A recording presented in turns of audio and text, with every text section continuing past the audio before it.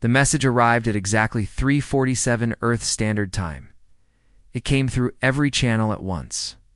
Radio waves, quantum signals, and frequencies that human scientists had only discovered 3 years ago. Someone wanted to make sure Earth was listening. Una Park was sleeping when her communicator screamed to life. She sat up in her small quarters aboard the orbital station Unity, rubbing her eyes as the emergency lights painted everything red. At 47 years old, she had served as Earth's ambassador to the stars for 6 years. In that time, she had made first contact with 11 species. She had learned to read alien body language. She had learned when to smile and when to stay silent. But she had never received a message like this. She walked to the command center in her sleep clothes. Nobody cared about uniforms at this hour. The night crew stood frozen at their stations, staring at the main display screen. The message was already translated. Thanks to the universal language protocols that every spacefaring species used, YUNA read it 3 times. Then she read it again. The Galactic Council. She knew the name. Every human who looked at the stars knew the name. The council was ancient. It governed 47 species across 3 spiral arms of the galaxy. They had been watching humanity for decades, ever since the first human ship broke the light barrier 12 years ago. Watching and waiting. And now, finally, they had made their move. The message was an invitation. Or at least, that was what it called itself. The council was offering humanity the chance to join the galactic community. They used words like honor and privilege and protection. They spoke of guidance and wisdom. They promised to teach humanity the secrets of the universe. But Una had been a diplomat for 23 years. She knew how to read between the lines. The terms were simple. Humanity would give up all territorial claims beyond the Sol system. Human military vessels would be inspected and approved by council observers. Human expansion would be limited to council-approved sectors. And for the next 300 years, humanity would accept a guidance period under the direct supervision of senior council species. 300 years of being told what to do. 300 years of asking permission. 300 years of bowing to species who saw humans as children playing with dangerous toys. Una closed her eyes. She thought of her grandmother, who had survived the Korean Peninsula crisis of 2031. She thought of her father, who would help build the first orbital shipyard with his own hands. She thought of the billions of humans on Earth and Mars and the outer colonies. People who had crawled out of the mud and reached for the stars through sheer, stubborn will. She opened her eyes and made a call. Admiral Tae-woo Kim answered on the second ring. He was 61 years old, with gray hair cut short and a face full of old scars. He had commanded Earth's defense fleet for 15 years. He had fought pirates in the asteroid belt. He had faced down 3 separate first contact situations where the aliens shot first and asked questions never. He was not a man who scared easily. "I assume you've seen it," Una said. "I've seen it." His voice was calm, like always. "What's your read?" "They think we're weak. They think we're desperate. They expect us to say yes and thank them for the chains." Tae-woo was quiet for a moment. "The Defense Council is already gathering. Can you get down here in an hour?" "I can be there in 30 minutes." The meeting took place deep underground, in a bunker that had been built to survive nuclear war. The room was full of the most powerful people on Earth. Military commanders, political leaders, scientists, intelligence officers. They sat around a long table, reading the council's message on their personal screens. Defense Minister Hannah Choi spoke first. She was 53, with sharp eyes and a reputation for asking hard questions. "We need to understand what happens if we say no. What are the consequences?" Chief Strategist Jun-Ha Lee pulled up a holographic display. He was younger than most people in the room, only 39, but his mind worked faster than anyone Una had ever met. "We've been studying the Council for years. Their military strength is overwhelming on paper. Thousands of warships. Hundreds of species. Technology that's been refined over millions of years." "That sounds like a good reason to say yes," someone muttered. Jun-Ha shook his head. "On paper. But here's what our analysis shows. The Council hasn't fought a real war in over 8,000 years. Their ships are old. Their tactics are older. They've been so powerful for so long that they've forgotten how to fight. They rely on intimidation, not combat. Admiral Taewoo leaned forward, and if intimidation fails, then they have a problem. Because we haven't forgotten how to fight. We've been doing it since the first human picked up a rock and threw it at a predator. The room fell silent. Everyone understood what was being said. This was not just a diplomatic decision. This was a statement about who humanity was and who they wanted to be. Eunice stood up. All eyes turned to her. I've spent my entire career talking to aliens, she said. I've learned one thing above all else. In this galaxy, respect is not given. It is taken. If we accept these terms, we will be servants forever. Our children will be servants. Our grandchildren will be servants. The council will pat us on the head and tell us to be grateful while they strip away everything that makes us who we are. She looked around the room, meeting every pair of eyes, or we can say no. We can stand up straight and tell the galaxy that humanity does not kneel. Not to anyone. Not ever. The vote was unanimous. It took less than 3 hours. That evening, Una returned to the orbital station Unity. She sat down at her communication terminal. She thought for a long moment about what to say. In the end, she decided that simplicity was best. She typed 7 words and sent them into the void. Earth respectfully declines. We wish you peace. Then she turned off her screen, walked to the observation deck, and watched the stars. Somewhere out there, 47 species were about to learn something important about humanity. The lesson was just beginning. The council chamber on Vel Prime was the largest structure ever built by intelligent life. It stretched 4 kilometers in every direction, a dome of living crystal that had grown over millions of years. Inside, representatives of 47 species gathered to govern the galaxy. They had done so for longer than most planets had existed. High Arbiter Relos stood at the center of the chamber. He was tall, nearly 3 meters, with silver skin that shifted colors when he felt strong emotions. His species had founded the council.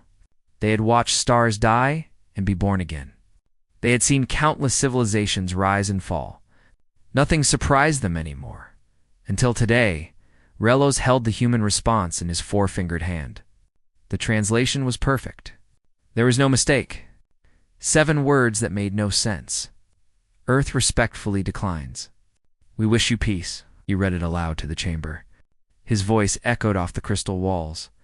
For a long moment, nobody spoke. Nobody moved. The silence was so complete that Relos could hear his own heartbeat. Then Delegate Mora of the Keth hegemony rose from her seat. She was smaller than Relos, with dark blue scales and eyes that saw in spectrums humans could not imagine. Her people were known for their intelligence networks. They knew secrets that other species had forgotten they ever had. There must be an error, she said.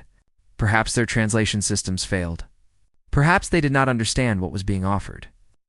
Delegate Voss of the Ilari Consortium made a sound that might have been laughter. He was an ancient creature, more machine than flesh now, kept alive by technology so old that nobody remembered who had invented it. Or perhaps they understood perfectly and simply do not care. Impossible, another delegate shouted. No species rejects the council. It has never happened. It will never happen. Relos raised one hand and the chamber fell silent. That was the power of his office. When the High Arbiter spoke, the galaxy listened. We will send another message, he said. Clearer this time. We will explain the benefits of membership. We will make them understand what they are refusing. The second message was 3 times longer than the first. It listed every advantage of council membership. Protection from hostile species. Access to trade routes that spanned the galaxy. Technology sharing. Medical advances that could extend human lifespans by centuries. Educational resources. Cultural exchanges. The message painted a picture of paradise, a future where humanity would want for nothing. It also included a subtle warning. Species that remained outside the council were considered unpredictable, dangerous. They were watched carefully. Their expansion was limited. Their ships were stopped and searched. Life outside the council was not pleasant. The message ended with a simple question. Would humanity reconsider? On Earth, The response arrived in the middle of the night again. Chief Strategist Joan Halley was the first to read it. He sat in his office, surrounded by screens showing data from 1,000 sources. Intelligence reports, ship movements, communication intercepts. He had been building a picture of the Council for years, piece by piece. He called Admiral Tae-woo immediately. "They're scared," Junha said. "Read the message carefully. The tone has changed." The first message was arrogant. This one is worried. "They're trying to convince us, not command us." Tae-woo read the message twice. He saw what Junha meant. The Council was used to being obeyed. They did not know how to handle refusal. Their power came from the assumption that everyone would fall in line. When that assumption broke, they had no backup plan. "What do we know about their military capabilities?" Tae-woo asked. Gunha pulled up his analysis. "Their fleets are huge. Thousands of ships. But here's the interesting part. We've been tracking their movements for 7 years. They patrol the same routes every time. They respond to threats the same way every time. They haven't changed their tactics in centuries because they haven't needed to. And their weapons? Powerful, but predictable. Energy-based systems mostly. They've never faced an enemy with projectile weapons or nuclear payloads. They've never dealt with stealth technology or electronic warfare. They've been fighting the same kind of enemy for so long that they've forgotten there could be other kinds." Tae-woo smiled. It was not a pleasant smile. "So they're strong, but slow. Powerful, but rigid." "Exactly. And there's something else." Junha leaned forward. "I've been studying their history. The Council hasn't fought a real war in 8,000 years. The last time they faced a serious threat, they won by sheer numbers. They threw ships at the problem until it went away. But they lost millions of lives in the process. They've been terrified of war ever since. We've been at war with ourselves for 10,000 years. Every generation. Every century. We've fought with sticks and stones and nuclear weapons and everything in between. We've developed tactics they've never imagined. We've built weapons they've never seen. And most importantly, we know how to lose battles and keep fighting. We know how to take punishment and come back stronger." Tae-woo was quiet for a long time. Outside his window, Earth hung in the blackness of space, blue and green and alive. 8 billion people on that planet. Another 2 billion scattered across the solar system. 10 billion souls who had never asked the galaxy for permission to exist. "Send our response," he said finally. "Keep it simple." Ambassador Unipart composed the message herself. She thought about adding explanations. She thought about being diplomatic. In the end, she decided that the Council needed to understand something fundamental about humanity. Humans did not negotiate from weakness. They did not beg. They did not bend. The message was even shorter than the first one. Our position remains unchanged. We wish you peace. Across the galaxy, in the crystal chamber of Vel Prime, High Arbiter Rylos received the response. He read it once. He read it twice. His silver skin turned dark gray, the color of storm clouds, the color of fear, for the first time in 8,000 years. The Galactic Council did not know what to do, and in that uncertainty, panic began to grow. The emergency session began at dawn on Vel Prime. Every delegate was present. Every seat was filled. The crystal chamber hummed with tension so thick it felt like a physical weight. High Arbiter Raylo stood at his podium, looking older than he had looked in centuries. Behind him, a holographic display showed the Sol system. A tiny yellow star with 8 planets. One of those planets was covered in blue oceans and green land. One of those planets had said no to the most powerful organization in galactic history. "We must discuss our options," Raylo said. His voice was calm, but everyone could see the dark colors moving under his silver skin. "The humans have refused twice. We cannot allow this to stand." Delegate Voss spoke first. His mechanical voice echoed through the chamber. "Then we destroy them. Send a fleet. Burn their worlds. Make an example that will last for millennia." Several delegates made sounds of agreement. It was the obvious solution. The Council had done it before, long ago, 2 species that had threatened the peace. The galaxy remembered those lessons. That was why nobody challenged the council. But Delegate Mara raised her scaled hand. "Before we decide, I have information that the council should hear." Relos nodded. "Speak." Mara stood and activated her own holographic display. Images appeared in the air above her. Ships, weapons, installations, data streams filled with numbers and analysis. "My intelligence networks have been watching humanity for 20 years, she said. At first, we thought they were primitive, violent, self-destructive. They had almost destroyed themselves multiple times with their own weapons. We expected them to collapse before they ever reached the stars." She paused, letting her words sink in. "We were wrong. In the past 12 years, humanity has expanded faster than any species in recorded history. They have colonized 17 worlds. They have built shipyards, research stations, and military installations throughout their solar system. And they have been preparing for this moment since the day they achieved faster-than-light travel." The display changed. Now, it showed something that made several delegates gasp. It was a map of the Sol system, but it was different from any map they had seen before. Hidden among the asteroids, the moons, and the empty spaces between planets were thousands of red dots. "We believe these are defense platforms," Mora said. "We cannot identify their weapons. We cannot determine their power levels. The humans have hidden them so well that we only found them by accident. When one of our probes passed too close and was destroyed? Voss asked. "By what?" "We do not know. The probe simply stopped transmitting. When we analyzed the data, we found that it had been hit by something moving too fast for our sensors to track. Our best scientists cannot explain what kind of weapon could do that." The chamber erupted in argument. Some delegates demanded immediate military action. Others called for more study.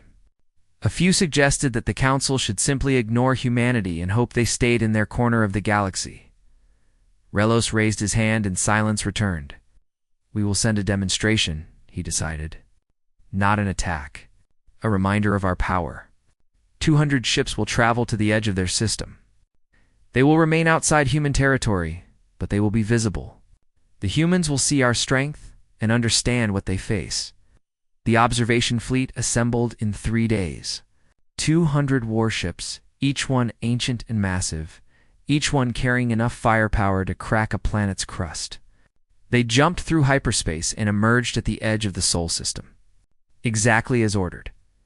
Admiral Taewoo was on the bridge of Earth's flagship when the sensor alarms began screaming. "Contact," his tactical officer reported. Multiple contacts. 200 warships. Council signatures. They're holding position at the system boundary. Taewoo studied the display. The alien ships were enormous, many times larger than anything humanity had built. Their power readings were off the charts. Any one of them could probably destroy Earth's entire fleet. Defense Minister Hannah Choi appeared on his communication screen. She was in the command bunker, surrounded by advisors and military leaders. "What do you recommend, Admiral?" Taewoo thought for a moment. He thought about his father, who had been a fisherman before he was a soldier. His father had taught him many things, but one lesson stood out above all others. When a predator tests you, you do not run. You do not hide.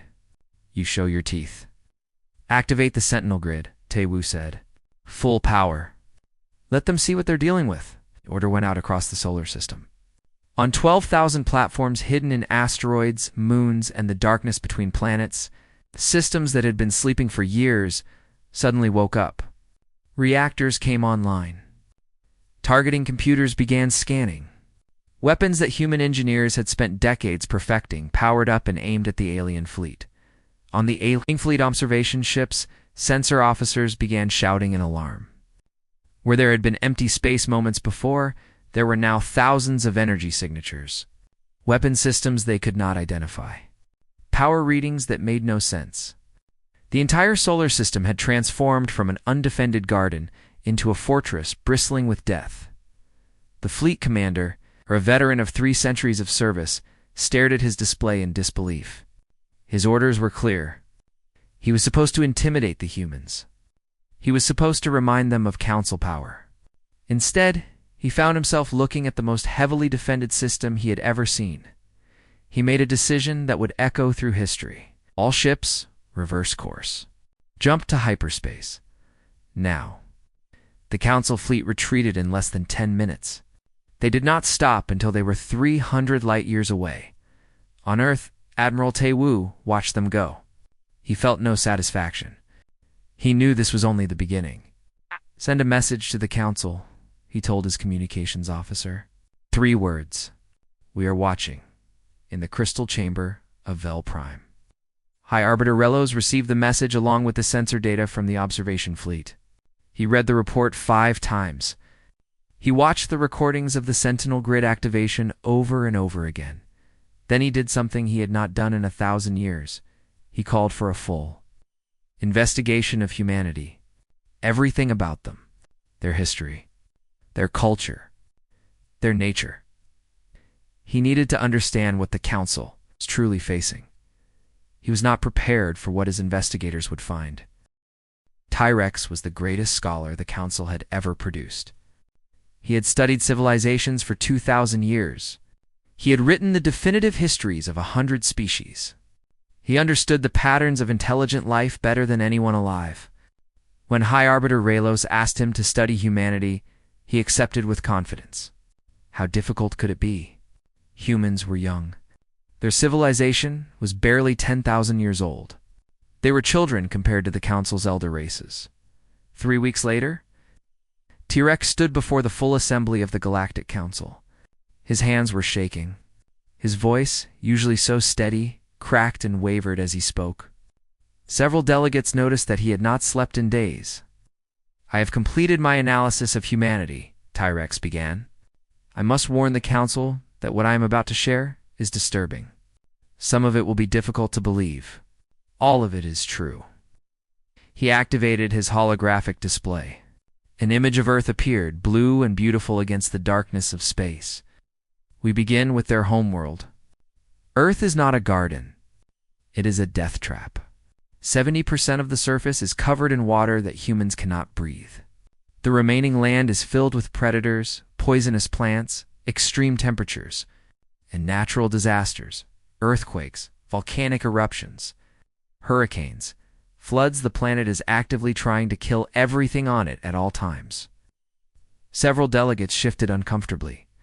Most spacefaring species came from stable worlds, planets where life was gentle and evolution was slow. Where Earth's environment is not the most disturbing part, Tyrex continued. The most disturbing part is what it created. Humans evolved not as the dominant predators of their world, but as prey. They were smaller and weaker than the creatures that hunted them. They had no natural weapons. No claws, no fangs. No armor. By all logic, they should have gone extinct millions of years ago. He paused, letting the silence stretch. Instead, they became the most successful species their planet has ever seen. They did this by developing 2 traits that we have never observed at this level in any other species. First, they are endurance predators. They cannot outrun their prey over short distances, but they can chase it for hours, for days, till it collapses from exhaustion. They simply do not stop. Tyrex brought up new images. Ancient humans running across endless grasslands, hunting animals 10 times their size. Second, and more importantly, they learned to use tools. Not simple tools like rocks and sticks. Complex tools. Weapons. They took their weakness and turned it into strength. They could not fight a predator with their bare hands, so they invented spears. They could not survive the cold, so they invented fire and clothing. Every problem they faced, they solved by building something new. Delegate Mora raised her hand.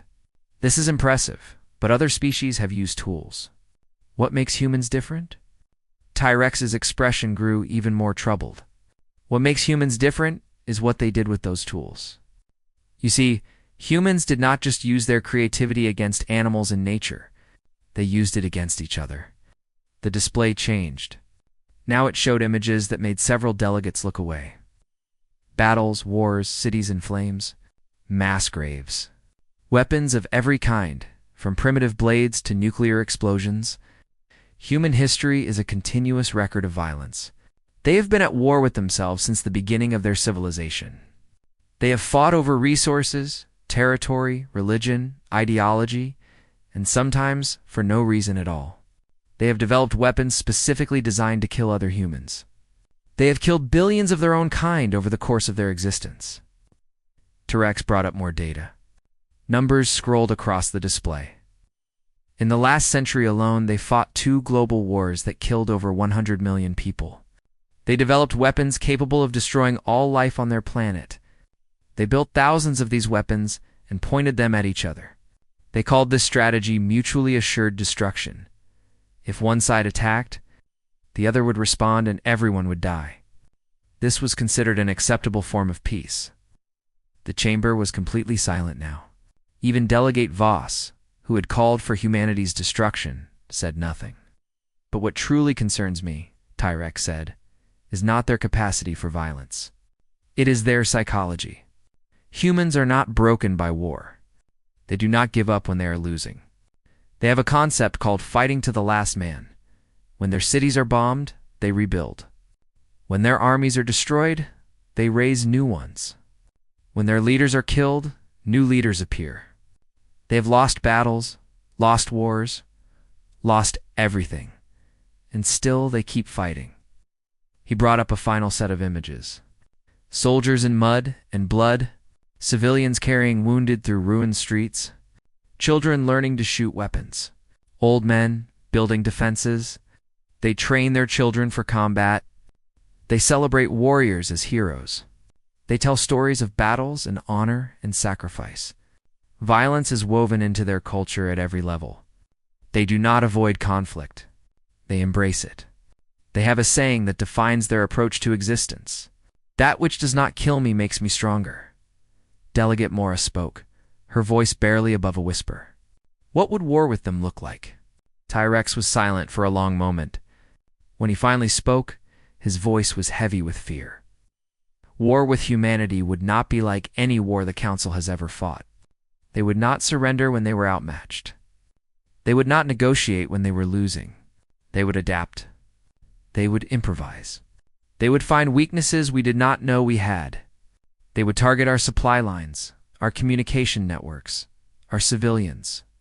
They would fight in ways we cannot predict because they have spent 10,000 years fighting each other. Every tactic we could use against them, they have already used against themselves.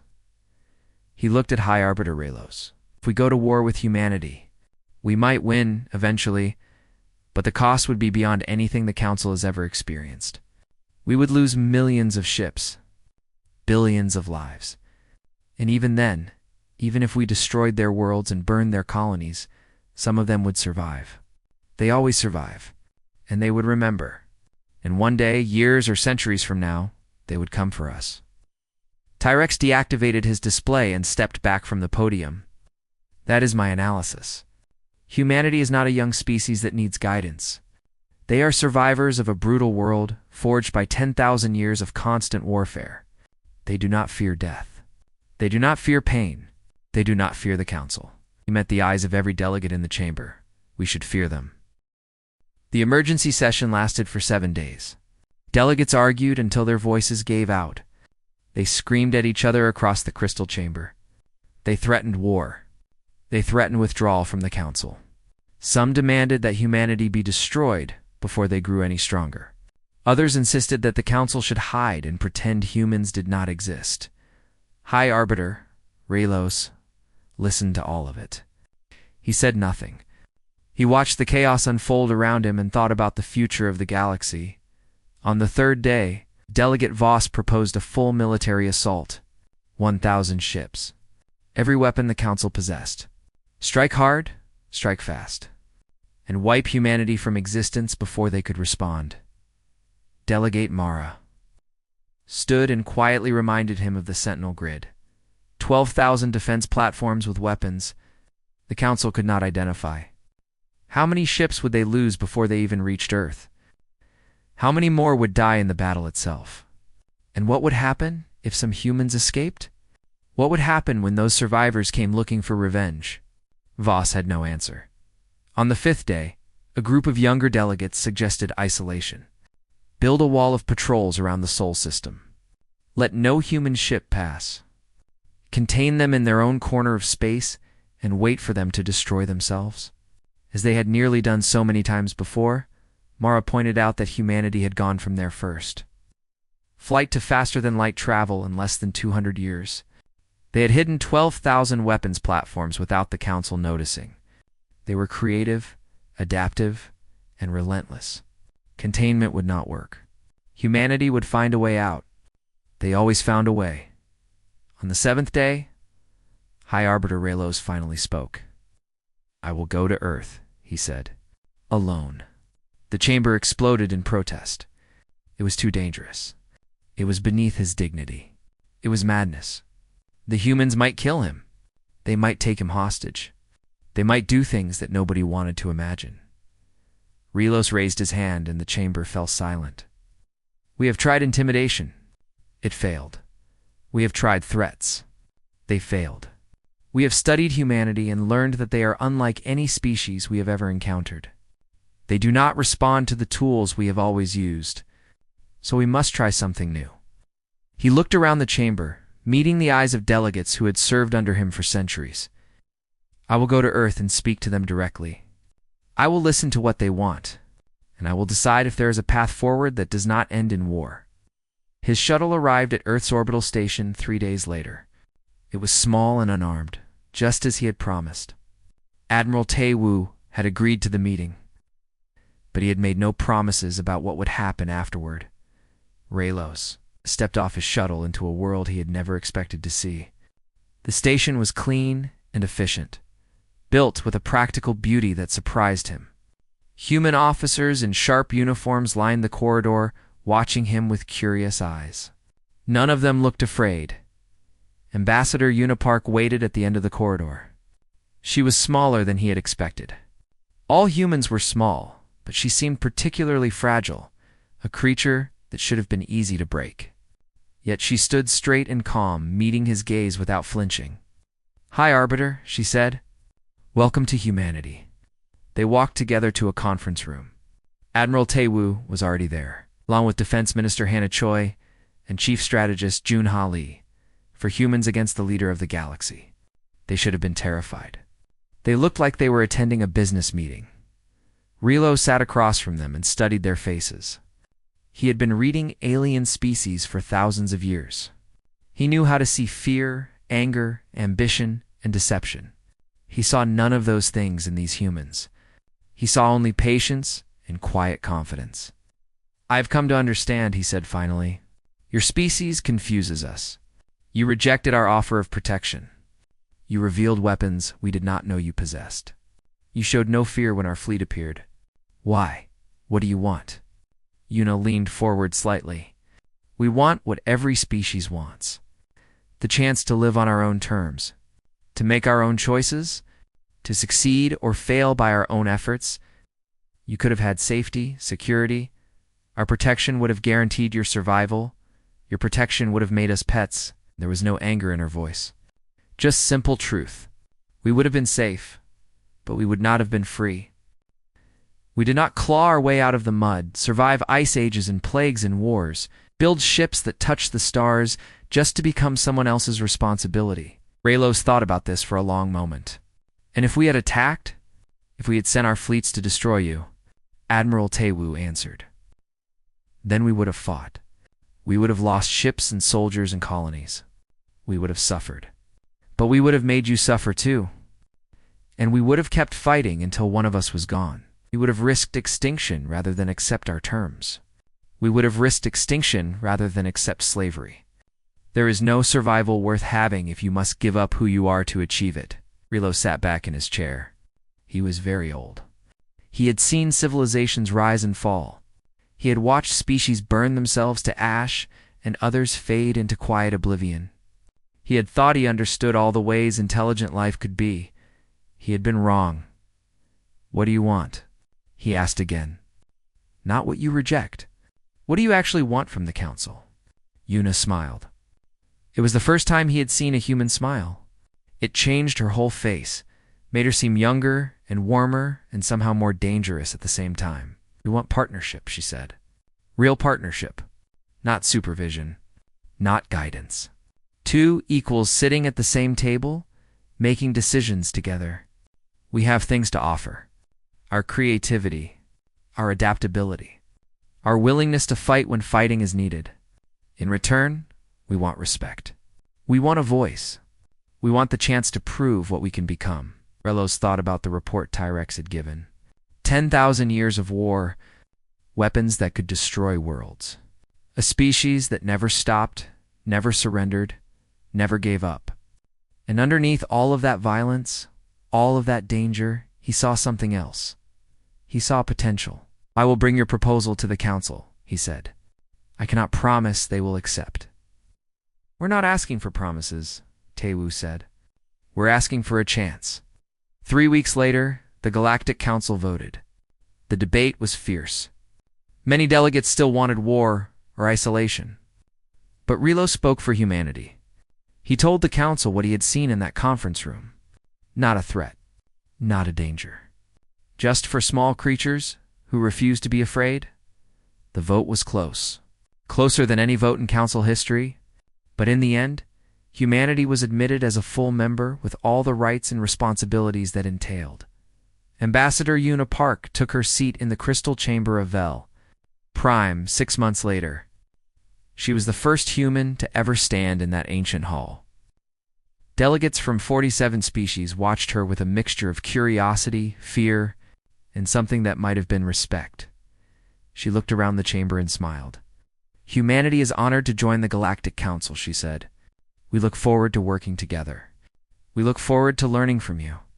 And we hope that you are ready to learn from us. In the years that followed, the galaxy did learn. They learned that humans were exactly as dangerous as Tyrex had warned. They also learned that humans were loyal beyond measure, creative beyond imagination, and brave beyond reason. When threats arose that the Council could not face, humanity stood at the front lines. When problems seemed unsolvable, human minds found answers. When hope seemed lost, human stubbornness carried the day. The Council had spent millennia believing that peace came from control. Humanity taught them that real peace came from respect. They had tried to make humanity kneel instead. They learned to stand together, and the galaxy was never the same.